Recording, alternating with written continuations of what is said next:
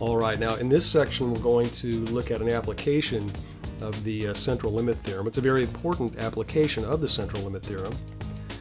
It's called the normal approximation to the binomial distribution. Consider the situation. We've got a binomial distribution consisting of n trials, each with a success probability of p. Then for a sufficiently large number of trials n, the resulting binomial distribution can be approximated reasonably well by a normal distribution that has the same mean and variance as the binomial distribution.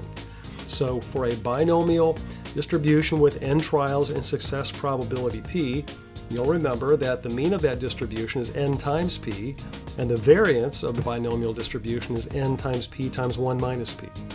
So if the number of trials n is sufficiently large, then we can think about superimposing a normal distribution with the same mean and variance on top of that on top of the binomial distribution, and we can use the normal distribution to approximate probabilities associated with that binomial distribution. Now, in this context, what does sufficiently large mean? Well, it kind of depends on which textbook you look at. Some textbooks will say if n times p and n times 1 minus p are both bigger than 5, then you should get a reasonably good approximation. But I like to go with a little bit more conservative rule of thumb. This gives you better results, which says that if both n times p and n times 1 minus p are bigger than 10, then that approximation should be pretty good. And so let's look at a few examples involving this normal approximation to the binomial distribution. So suppose that 5% of the widgets in a warehouse are defective. A quality control analyst randomly selects 100 widgets at random and without replacement. That should be with replacement. In your notes, cross that out and say and with replacement. All right, so in order for this to have a binomial distribution, sampling has to be done with replacement. So let's correct that right there. So a quality control analyst randomly selects 100 widgets at random and with replacement from the warehouse for inspection. We're then going to define the random variable x and let it be the number of defectives in the sample. And so what is the sample space of x? What is the probability distribution of x? What is the expected value of x? What are the variance and standard deviation of x? What is the probability that x is less than or equal to 3? What is the probability that x is greater than 3? What is the probability that x is greater than or equal to 8? And so we know that the sample space of x in this situation is the set of integers from 0 to 100. We know that the distribution of x is the binomial distribution with n equal to 100 trials and success probability p being equal to 0.05. And so this is information computed from SAS giving us values of x from 0 up to 18. We don't need to go any more than that. We know that the sample space continues on to 100, but beyond 18, the probabilities are very, very close to 0. If you were to round it to 5 decimal places, it would be 0. All right, so this first column here, this column gives us the values of the PMF for the binomial, and then this last column gives us values for the CDF.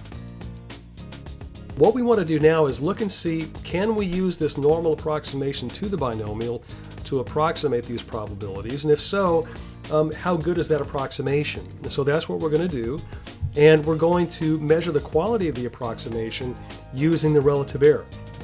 Now the relative error is defined to be the value of the approximation minus the true value divided by the true value times 100%.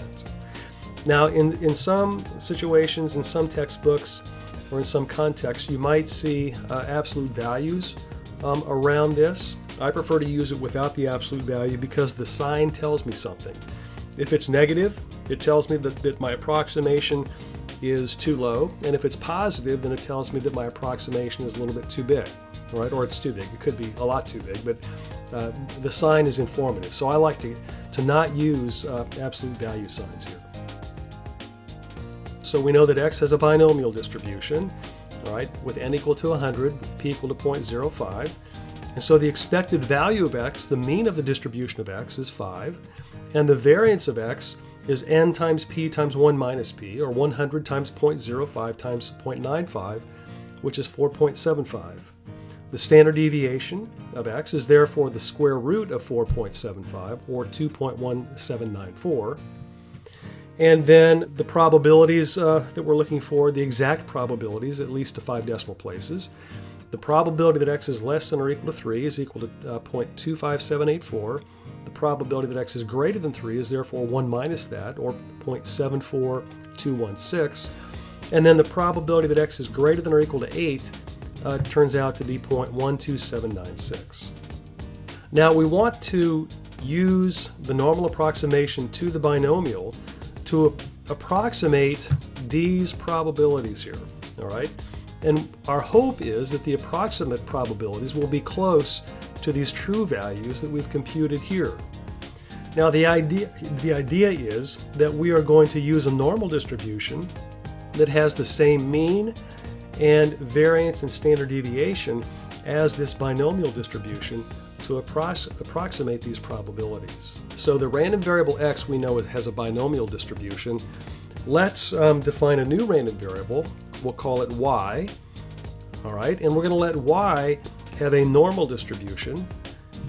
All right, the mean of y, we're going to set that equal to the mean of x, which is 5.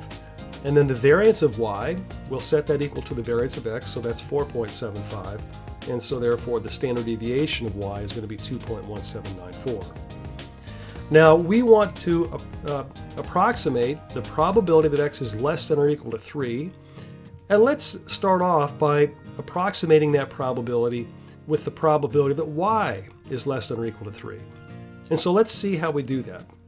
So we're going to say here that the probability that x is less than or equal to 3 is approximately equal to the probability that y is less than or equal to 3. And now y has a normal distribution, and so we know how to compute probabilities from a normal distribution. We have to standardize everything inside the parentheses. And so what that means is we're going to subtract off the mean of the distribution of y and then divide that difference by its standard deviation. And we've got to do that to everything inside the parentheses. Okay, and so when we do that, this is what we get. We're going to subtract off the mean of y and then divide by the standard deviation. All right, the mean of y is 5, the standard deviation is 2.1794.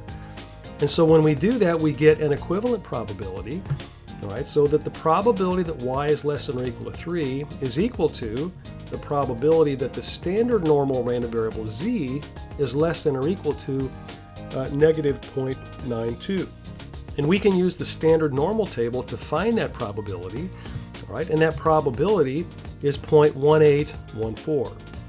So our approximation for the probability that x is less than or equal to 3 is 0.1814. Now, how'd we do? How good is this approximation? Well, let's calculate the relative error. So the relative error for this approximation is equal to the approximate value minus the true value divided by the true value times 100%.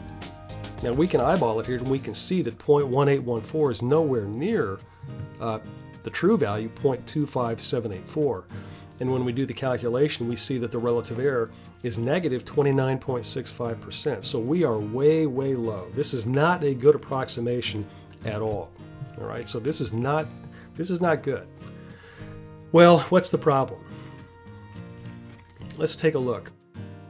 Remember that x has a binomial distribution. X is a discrete random variable. And so I've got a really rough sketch here of the distribution of x. So x is a binomial. Its sample space consists of the values, the integers from 0 to 100. And I've just listed here, or shown here, the values 0 to 10. All right, and then rectangles for the graph of the binomial distribution, these rectangles centered over each of those integers. All right, and the area of each one of these rectangles corresponds to the probability associated with each of the values shown from the sample space. Now, the probability that x is less than or equal to 3 is equal to the area of these rectangles over the integers from 0 up to and including 3.